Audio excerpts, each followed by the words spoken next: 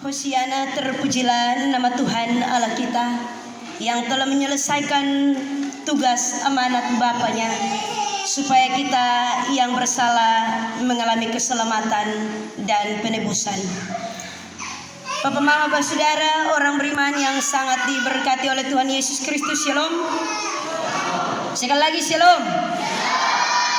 Tema yang diangkat oleh Sinode Gemit dalam pemberitaan kabar baik firman Tuhan pada pagi hari ini berkenaan dengan perayaan Jumat Agung, derita dan kematian Kristus sebagai satu-satunya jalan pembebasan. Bapak, Saudara, orang beriman, ada salah satu PT Persero yang sangat diminati, bahkan dikagumi oleh mama-mama. Bukan mama-mama, ada bapak-bapak juga yang suka itu PT Persero. Karena PT Persero itu dia punya slogan mengatasi masalah tanpa masalah. Ada yang tahu loh? PT Persero itu pegadaian. Slogannya adalah mengatasi masalah tanpa masalah. Bagi sebagian banyak orang, Bapak, Saudara, tentunya bahwa pegadaian menjadi tempat yang tepat ketika ada dalam kondisi terdesak, atau dia pun bahasa lain bilang kepepet. Ada kebutuhan yang sangat mendesak, tetapi kantong kanker semua, kantong kere. Maka jalan satu-satunya kalau kita punya investasi emas, maka kita akan sampai ke sana. Lari cepat-cepat pisau itu. Bukan hanya emas, orang bisa gade sertifikat tanah, gade SK dan seterusnya di pegadaian. Karena dalam kondisi yang demikian, pegadaian dapat memberi solusi yang cepat. Walaupun nanti sudah jatuh tempo Bapak Mama bermasalah di kita. Karena kalau potong sudah sempat bayar bunga dan sudah sempat ditebus, might lain kita pun barang orang jual buah. Mengatasi masalah tanpa masalah. Yang tanpa masalah terakhir itu biar bermasalah di kita justru akan bermasalah di dong. Bapak, Saudara, orang beriman yang sangat diberkati oleh Tuhan Yesus Kristus. Tetapi tentunya bahwa pegadaian memberi solusi dalam keadaan yang demikian. Kalaupun dalam keadaan terdesak dan sudah ada jalan keluar lain, maka itu jalan satu-satunya. Memang benar bahwa ada resiko. Yang tadi beta bilang, kalau sudah jatuh tempo kau sudah bayar bunga, kemudian sampai tebus, nah selamat jalan. Sudah dapat pulang lah itu barang dong. Bapak, Saudara, orang beriman yang sangat diberkati oleh Tuhan Yesus Kristus. Tentunya bahwa hal ini sebagai suatu ilustrasi bagi kita, untuk membawa kita kepada suatu gambaran kisah yang sangat tragis, yaitu kisah kematian Yesus di atas kayu salib. Bapak, Saudara, tentunya bahwa kematian Yesus di atas kayu salib merupakan suatu keselamatan yang menjadi hal yang teramat penting bagi kehidupan orang percaya, bahkan bagi seisi dunia. Kematian Yesus merupakan hal yang terpenting dalam misi Allah. Kenapa sehingga demikian, Bapak, Saudara, orang beriman? Karena ketika manusia telah jatuh ke dalam dosa, maka manusia kehilangan kehidupan kekal dan tidak dapat mendapatkannya kembali. Dan jalan satu-satunya adalah bahwa manusia memerlukan keselamatan dan penebusan, yang tentunya bahwa itu hanya dapat dilakukan oleh anak tunggal Allah. Sudah ada orang lain. Kalau seandainya ketika itu 12 murid bilang biar ganti kami sama Bapak. Zaman sekarang itu sudah ada begitu. Sudah ada orang lain yang menjadi pahlawan untuk yang lain, amin. Sudah ada orang yang bersedia untuk kemudian mengorbankan dirinya bagi orang lain. Apalagi sampai kepada kematian.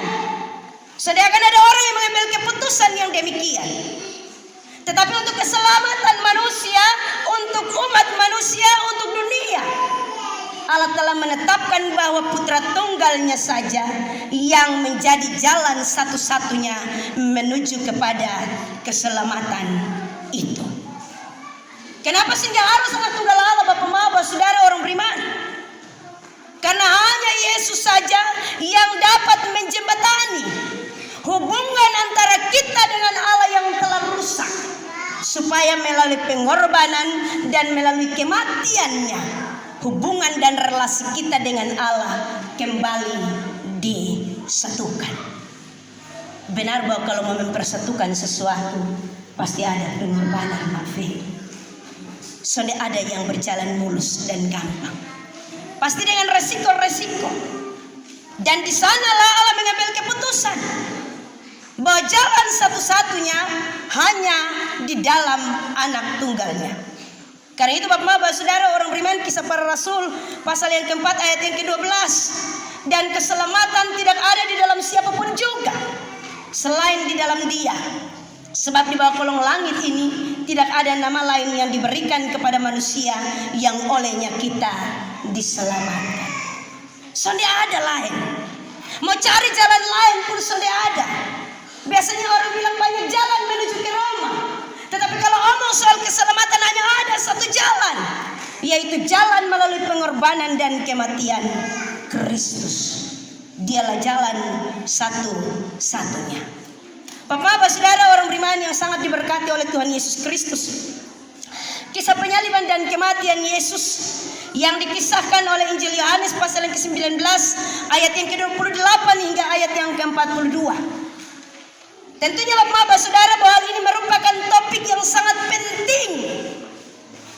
Biasanya kalau hal yang sangat penting itu akan kita dahulukan, akan kita buat, akan kita kerjakan sampai tuntas. Berbeda dengan yang tidak penting atau orang bilang yang receh-receh. Kotong anggap sepintas sambil lalu, soalnya penting. Tetapi sesuatu yang penting itu menjadi hal yang harus dituntaskan. Dan itu benar bahwa melalui penderitaan dan kematian Yesus, ternyata bahwa hal ini bukan hanya catatan sejarah. Orang mendengar, bahkan dari tahun ke tahun, dari masa ke masa, orang memberitakan hal yang sama ketika Jumat Agung tentang pengorbanan Kristus di atas kayu salib, bahkan sampai kepada kematiannya. Ada banyak orang yang merasa bahwa itu hanya merupakan sejarah.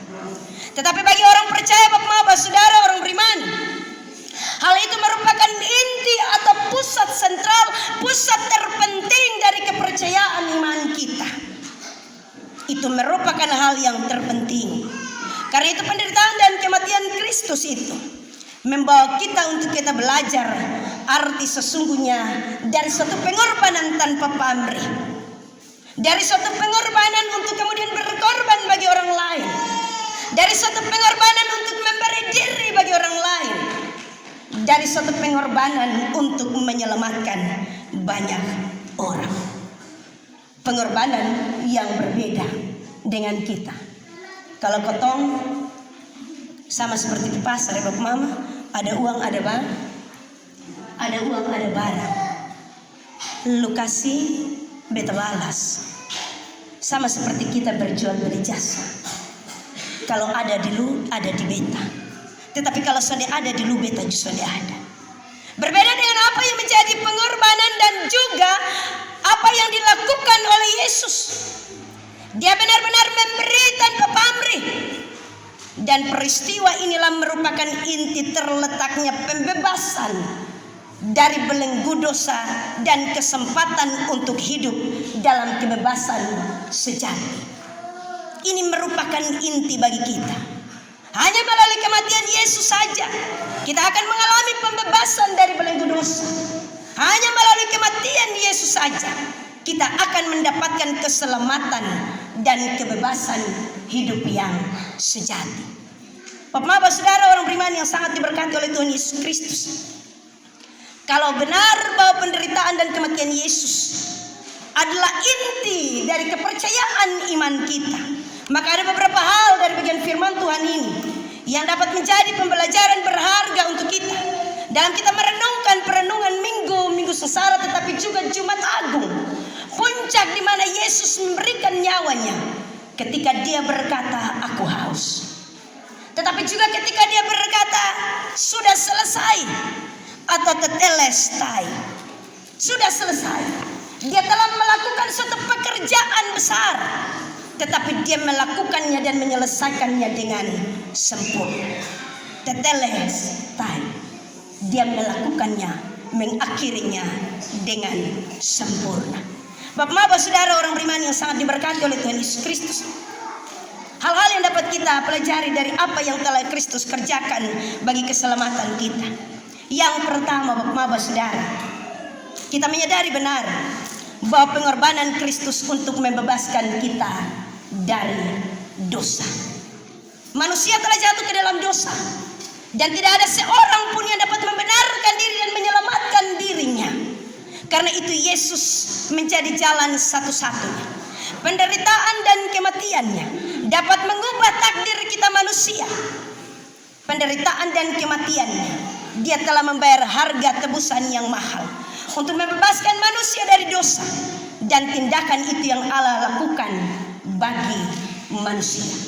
Dia memberikan anak tunggal, tetapi itu menjadi cerminan bagi kita bahwa untuk menyelamatkan, untuk membebaskan, harus ada yang dikorbankan. Terkadang bapak-bapak, saudara, kita mau untuk mendapatkan sesuatu yang baik, yang benar, maka kita harus mengorbankan diri kita. Korban perasaan, korban waktu, korban tenaga, korban berdoa. Terkadang bahwa ketika berdoa saja orang merasa kalau terlalu lama, beta sudah korban terlalu banyak. Cari hamba Tuhan datang, mau Tuhan belum jawab-jawab. Kita merasa bahwa itu pengorbanan yang sangat luar biasa. Terkadang bahwa ketika orang melayani dalam gereja, memberikan waktunya, dia merasa bahwa dia membuang-buang waktunya untuk melayani. Dia belum bisa kasih waktu, tenaga, percuma sah. Ini pelayanan contoh maju-maju, yang ada adalah didorong tidak maju, ditarik tidak mundur. Kita terkadang mengalami kekecewaan ketika kita memberikan pengorbanan untuk sesuatu kebaikan. Dan ketika kekecewaan itu datang, maka kita lebih menonjolkan diri kita. Kita lebih mengutamakan apa yang sudah kita buat, bukan kita melihat bahwa itu merupakan suatu keteladanan.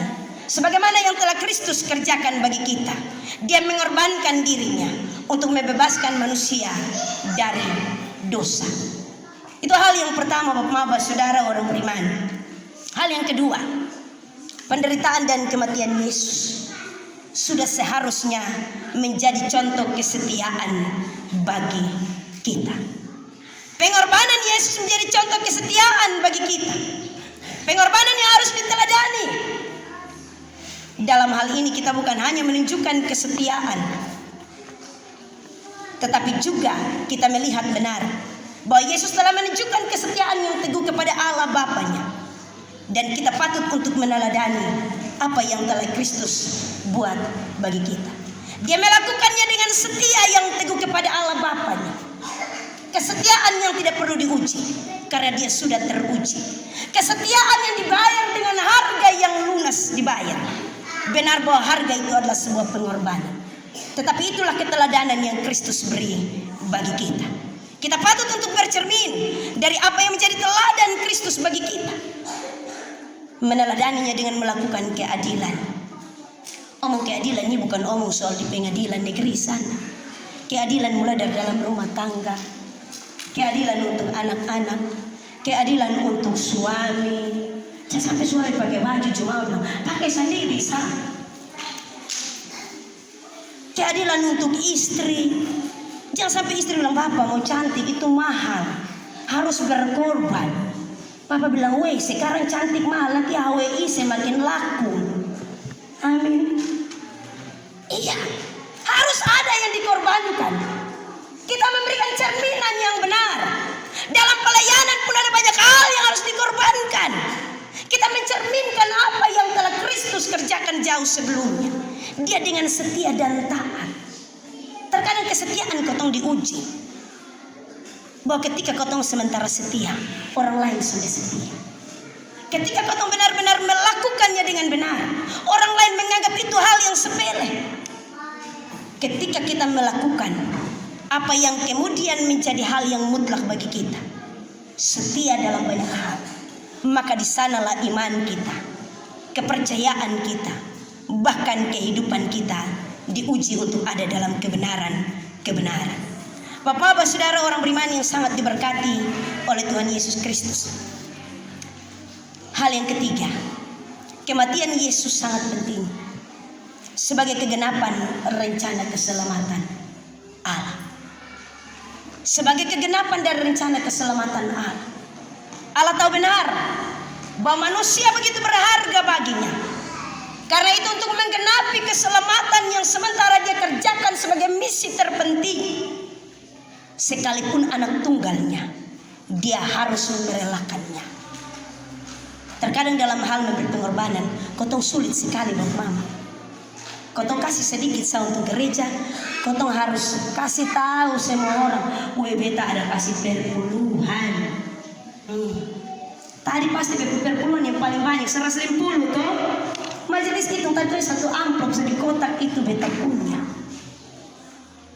Pengorbanan yang makan puji. Terkadang apa yang kotong buat untuk pelayanan dan gereja, kotong mau supaya orang lain tahu. Sekarang ini Bapak Mama, ini media ini jadi tempat di mana orang bisa makan puji. Jadi bikin apa-apa sedikit, termasuk ini Pak Beni di Mio. Nanti tanam pisang di kebun gereja juga, tanam pisang 75 pohon. Itu pengorbanan makan puji. Tak usah cerita, berkorban dalam diam dan biar orang lain mendengar ngaunya yang sangat hebat, yaitu ketika dia melihat apa yang sudah Allah kerjakan dan jadi. Jangan sampai kotong buat hal yang kecil, tetapi kotong pun teriak lebih besar. Sama seperti satu ayam kalau dia bertelur, satu butir saja, tetapi dia sudah akan berkotek sendiri Bapak Mama. Begitu dia kok, dia undang semua. Kok, minta ampun, diperiksa berapa butir? Woi, satu sama lupa suara. Iya Bapak Mama. Terkadang bahwa pengorbanan kita adalah pengorbanan makan puji. Pengorbanan di mana kita mau untuk dipertontonkan. Jangan heran Bapak Mama, sekarang kalau orang bagi sembako saja, bantuan untuk orang miskin dan seterusnya, pasti harus muat di media sosial. Saya dengan Pak Bini sore kemarin dulu ya, kami pergi cetak tema, kemudian belanja lilin, belanja kertas. Kami pulang pergi aman, artinya sudah ada tilang, kami pun hari muncul. Tetapi begitu pulang Bapak Mama, sampai di Kodim 1621, woi semua pakai pakaian seragam, loreng-loreng. Beta bilang, Pak mati sekarang tilang ini dong kerja sama DLL AJR, kemudian Polri dengan tentara dong. Lu mati sudah. Tak tahu Bapak Mama, kami ditahan. Setiap kendaraan yang lalu lalang ditahan, sondel lewat. Apa yang mereka buat Bapak Mama? Ada yang pegang memang kamera, berlari pidatang, tahan orang pemotor dengan oto dong. Bahkan yang pintu oto serta buka dong, toki ini pun pintu oto. Bukan bagi kasih kotong makan puasa bersama, tetapi diviralkan. Beta bilang, wih Pak Bini, ini pasti besok dia pun berita muncul di media sosial. Jangan heran. Jadi kami yang tidak puasa, supaya orang lain viral dalam hal pengorbanan, maka kami diviralkan. Beta tutup muka dengan helm, tetapi dong datang kok kas masuk kamera begini. Jadi Bapak Mama, terkadang bahwa itu pengorbanan kotong mau supaya orang lain lihat dan puji sang kotong. Yang Yesus buat berbeda dengan apa yang terjadi dalam dunia sekarang. Pengorbanannya tidak perlu diviralkan, tetapi sampai dengan hari ini pemberitaan tentang salib itu viral. Amin. Pemberitaannya tidak perlu diviralkan, tetapi sampai dengan hari ini orang begitu banyak orang percaya. Mereka mengaku bahwa Yesus Kristus adalah Tuhan. Dia disalibkan mati supaya kita yang berdosa, kita mengalami jalan keselamatan satu-satunya di dalam Dia. Pak Mama, karena itu kematian Yesus begitu penting sebagai penggenapan janji Allah. Karena itu di akhir dari pekerjaan itu dia mengatakan sudah genap atau sudah selesai. Tetelestai, sudah genap. Tetapi dia bilang, ingat tuh prajurit itu sebentar kestawi yang kosong pak bete itu sakit. Sonde kestawi bilang beta pundara ada 3 liter ada tumpah dia son suruh juga. Tetapi sampai hari ini Bapak, orang sementara memberitakan tentang hal itu. Bapak saudara orang beriman. Yang keempat, kematian Yesus sangat berarti sebagai fondasi bagi iman kita. Kenapa sehingga demikian? Kalau Yesus tidak mati di atas kayu salib, maka sia-sialah kau beriman. Sia-sialah saya yang memberitakan tentang dia. Sia-sia tentang iman itu. Kalau dia tidak merentangkan tangannya, maka sia-sialah iman saya dan Bapak saudara sampai dengan hari ini. Ketemu iman sia-sia. Tetapi karena benar bahwa kematian itu begitu berarti, sehingga kemudian memberi arti untuk ketemu semua, memberi arti untuk saya, memberi arti untuk Bapak majelis, memberi arti untuk jemaat Tuhan, memberi arti untuk umat manusia, bahwa betapa kita teramat berarti bagi Allah. Karena itu dia yang begitu berarti bagi Bapaknya sudah dianggap tidak berarti ketika dia mengorbankan dirinya. Tetapi dalam pengorbanan itulah supaya kita yang tidak berarti menjadi berharga dan mulia bagi Allah. Yang terakhir, beta jangkut beta lalu lama karena kalau ada yang sen-sen dengan bahasa tubuh dong beta takut. Sekarang orang sudah pakai batu-batu tapi bahasa tubuh itu orang bisa sen. Yang terakhir, penderitaan dan kematiannya sebagai satu-satunya jalan pembebasan. Ingat benar, penderitaan dan kematian Yesus sebagai satu-satunya jalan pembebasan. Tidak ada jalan lain selain di dalam Yesus. Dia yang berkata, akulah jalan kebenaran dan hidup. Barang siapa yang percaya kepadaku, ia akan hidup. Dia yang berkata demikian. Dia adalah jalan satu-satunya, bukan salah satu jalan. Terkadang kau pakai salah satu jalan, amin. Iya, begitu kalau sakit berdoa habis. Ini berdoa datang di pendeta, tetapi sudah kau mencari dulu di sana dan itu bab tua itu, baik kaliber. Dia hanya omong-omong, saku kucak-kucak daun sak, kau susah sembuh.